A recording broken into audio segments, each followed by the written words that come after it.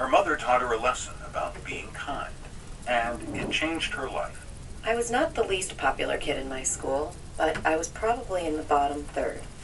Hoping to elevate my social position a bit before high school, I begged my parents for permission to throw an 8th grade graduation party. To my utter shock and delight, they said yes. I quickly drafted a list of invitees, including only my 2 best friends and 15 or so of the most popular kids. But when I brought the list to my mother, she shook her head and explained, "No, you must invite the entire class or the party is off." Was she out of her mind? She rarely entertained her own friends, and now she was essentially forcing me to invite 50 or so young teens to our home. Desperate for the party, I agreed to her terms. I spent an entire period of recess tracking down my classmates to pass out invitations. Perhaps not surprisingly, one of the last people I found was Maureen. Heavier and more awkward than most, Maureen typically spent recesses huddled in a corner, trying to avoid the gaze of the other kids. Maureen watched with apprehension as I approached her, no doubt fearing some put-down or teasing. I handed her the invitation and said, "I hope you can come too." I will never forget the look on her face as she took the invitation from me and offered a shy smile.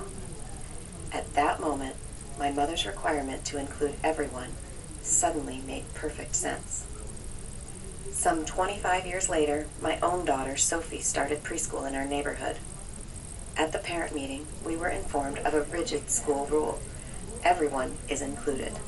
For example, kids were not permitted to exclude other kids from their play. Cubbies could only be used to distribute party invitations if the whole class was invited, and so forth. Later, I overheard Sophie imploring her younger sister to let her join a game of Barbies by explaining, "Everyone is included, Jessica."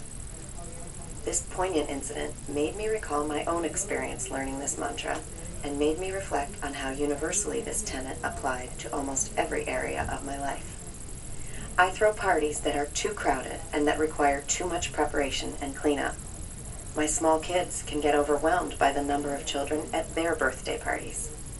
But these events, with their boisterous chaos and unpredictability, are more enjoyable to me than many smaller events or intimate gatherings. More significantly, in my work as a prosecutor, I believe that the law applies equally to everyone. The theft of a Ford Escort should be prosecuted with as much fervor as the theft of an Escalade. And the murder of a drug dealer should be pursued as heartily as the murder of a prominent public figure. More broadly, my political and religious beliefs are founded on this tenet as well. Democracy is premised on the concept of one person, one vote. Jesus taught us to love your neighbor, and lived this commandment by loving enemies, tax collectors, prostitutes, foreigners, lepers, sinners, and even those who would harm him.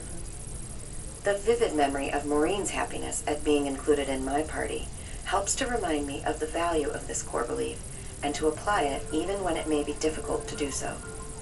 This is what I believe, and it guides me to this day. Everyone is included. Catherine McDowell.